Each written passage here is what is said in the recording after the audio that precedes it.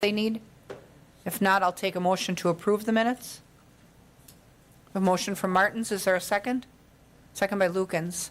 Further discussion? Seeing none, members in favor signify by saying aye. Aye. Aye, opposed? None are opposed, so the minutes are approved. Item number 2 is discussion and possible action regarding ARPA funding requests and related budget modification. And you'll recall in our last meeting, we had ranked 2 projects that came forward from community development with regard to low-income housing. And so the first project that Tammy had submitted to us was infill new construction with a funding request that she was hopeful would bring us 5 homes that could be sold at a affordable price to 5 people. The other one was additional affordable rental units, a larger request, and we scored that one as well. So her requests, I think, for the 2 were just over $1 million. And so the scoring and ranking totals are in your packets. Now, Sarah was out sick when those were done, and she brought her rankings along today. And so why don't we talk about the infill project first? Everyone's results are there. Sarah, how did you score that infill project? So I scored that as a 66, which would have brought our average to 63.6. Okay, sure. And so that is pretty much right on par with almost everyone else on the committee. And then how did you score the affordable rental? 66 as well. So that would have brought it 66. to 78.2 average. Okay, so both then score pretty favorably. What do you guys think on these 2 projects? We have, based on Mary Ann's last report, approximately $10 million of ARPA left that needs to be used. And so low to moderate income housing is, or affordable housing is a key factor within the scope of what we can spend our ARPA dollars on. Sarah, do you have a comment? Go ahead. I mean, honestly, I think both of the projects are valuable. And I mean, that's one of the key things to spend ARPA funds on, right? Is affordable housing. That's what I've heard screamed from residents all over the place. We need more housing that people can afford on a budget. And so I think these would be great. I really think both would be awesome options. And I really hope we pass them all. I hope we pass them all through to council. So thanks.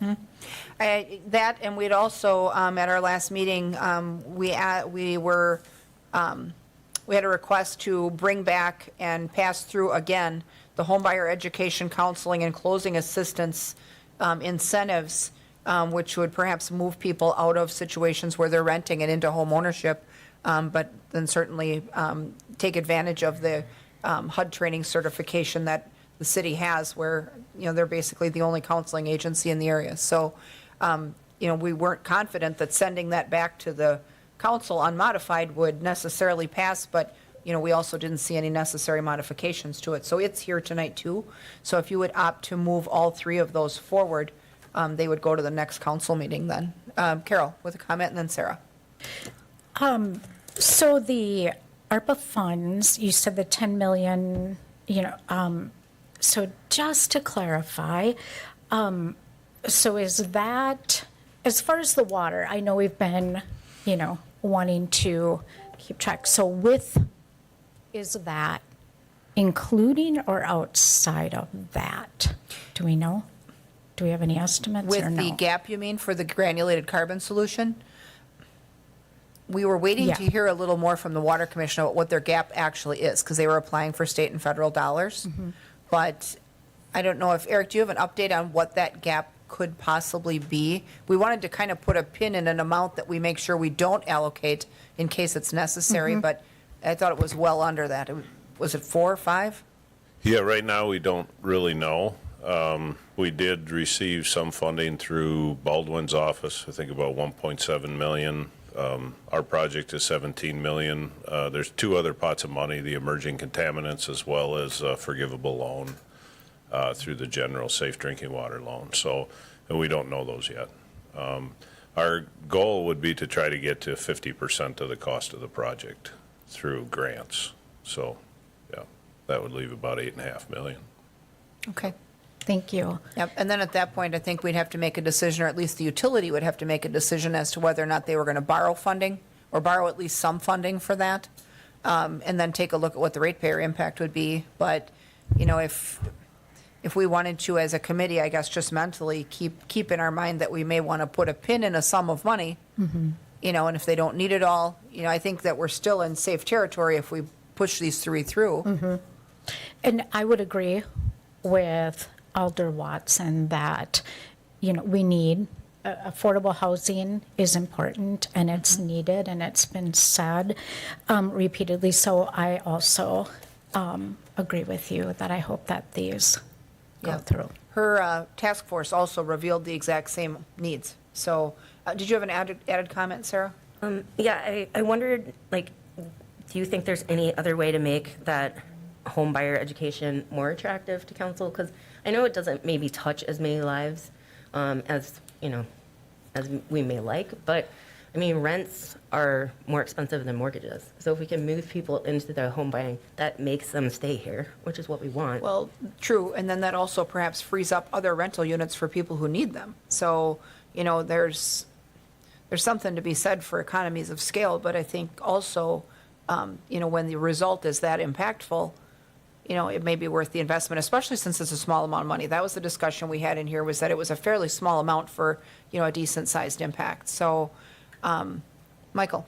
Yeah, I think I think it mostly was a messaging issue, because I think one of the key takeaways, or one of the key, you know, what the rest of the council was thinking was that this was money in your pocket that you could spend however you please, and really it goes towards, it helps those closing costs, and you know, it goes towards closing costs, so that the prospective homeowner doesn't really touch the money at all. It's directly goes to the bank, or the mortgage company that's servicing the loan.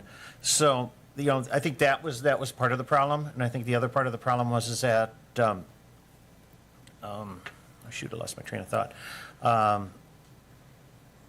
That it opens, well, or, you know, that there was a realization that, you know, one of the things this counseling does is it opens up people to different mortgage products. So they may not be, you know, they may not be eligible to purchase a home unless they get this training. So it's, you know, that takes certain loan programs off the table for them. So I think those are the two things that really need to be hammered home of why this is an important program. That, and I think there was some miscommunication also, because when that subject was under discussion in the council chamber, the impression was given by at least the comments that came from one alder that the city is just about out of ARPA funding, and, you know, what do we have to show for this? And I think the statement was made that the city had $4 million. Well, the city is not down to $4 million. We have $10 million.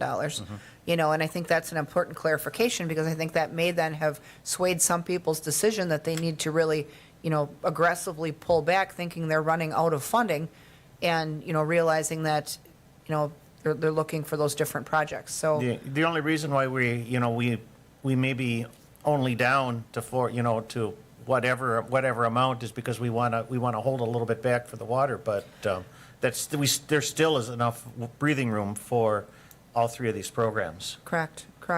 Okay, so then it sounds like what I'm hearing is that you want to move all three forward. Is there a motion from the committee to then push all three of these forward to the council? Motion by Watson, is there a second? Second from Lukens. Further discussion? Hearing none. Members in favor signify by saying aye. Aye. Aye. Opposed? None are opposed, so that motion carries. So then the council will get those at their next meeting. Let me switch back to the agenda. And so then that brings us to item 3, discussion and possible action regarding boulevard parking ordinance.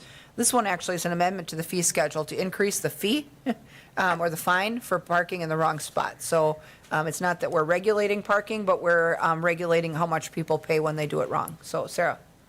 We sort of forgot to talk about Eric's proposal for ARPA funds. Sorry. Let me switch back. That's on a separate page.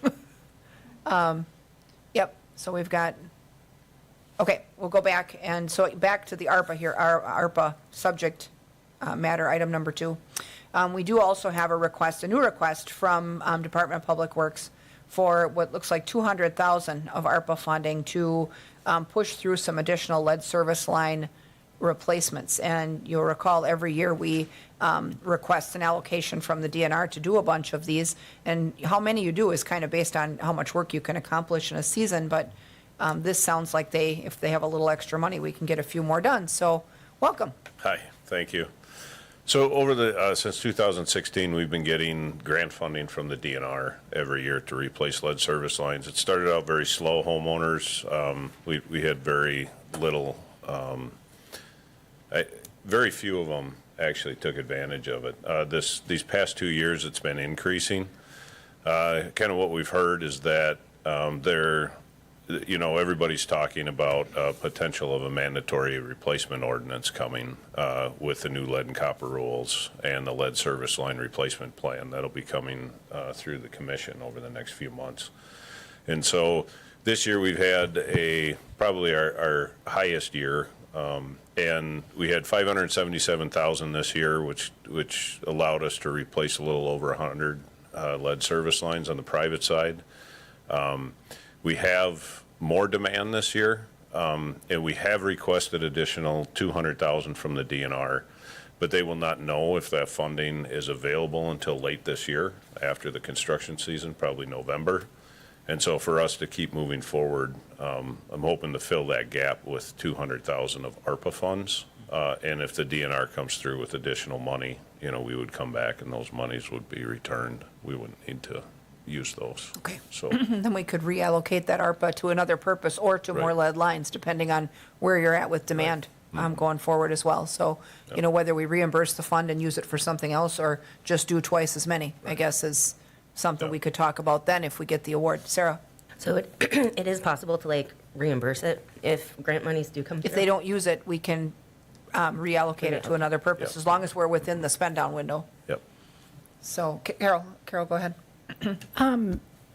Isn't there like a requirement for who gets, or who is considered first for this? Is that correct? That is people with young children or not? Yeah, I'm confused.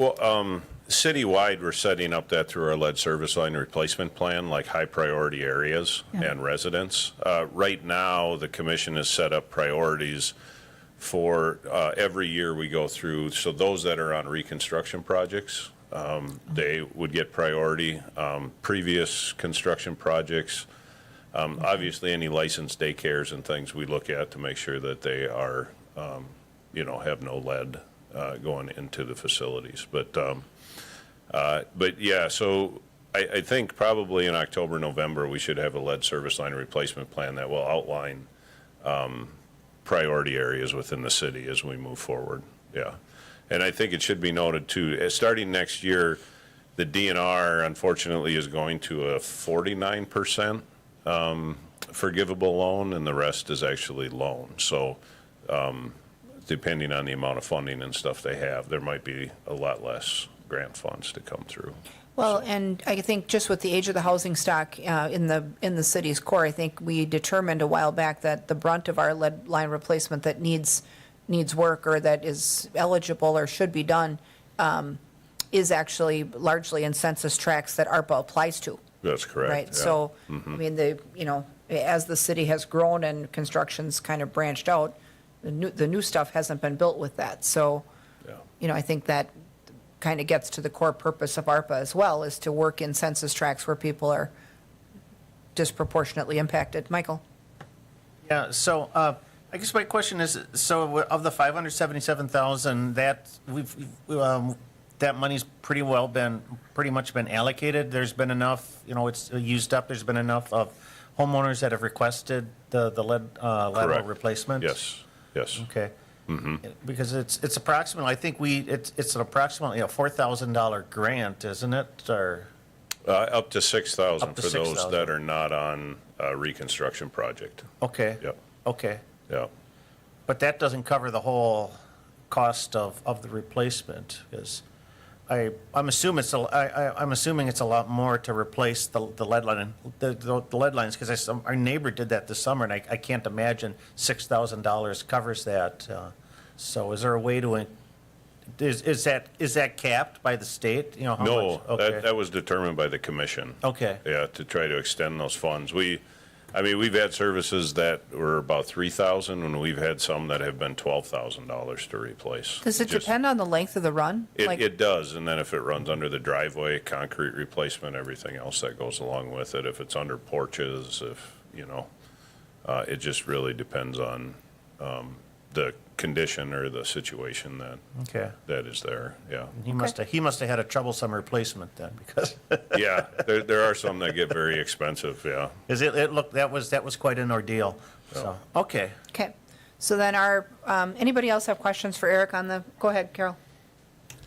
Sorry, but just so that I have it clear in my head.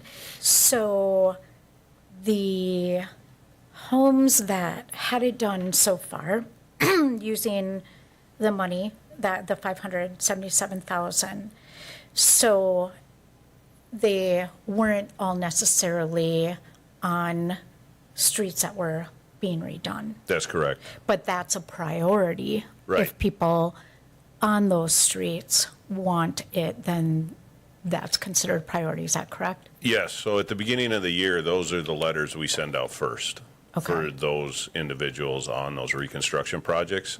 And then we give them time to respond, and then we start reaching out to the second, third, and fourth priorities on the list until the money gets expended throughout the year.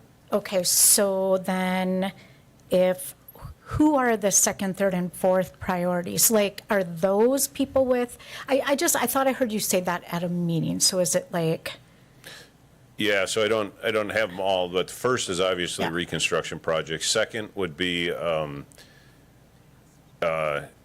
anyone who has leaks or issues with their line. okay, Okay, and then we'll, go ahead and allow them to access those grant funds. yeah, Then we have previous reconstruction projects where the private side lead was never replaced, where the city side was. okay, okay. Yeah, yeah. Thank you. Yeah, absolutely. I just wanted to get it straight in my head, so. Yeah, I for sure. Wasn't trying to grill you or Yep. anything, but No thank you. problem, yeah.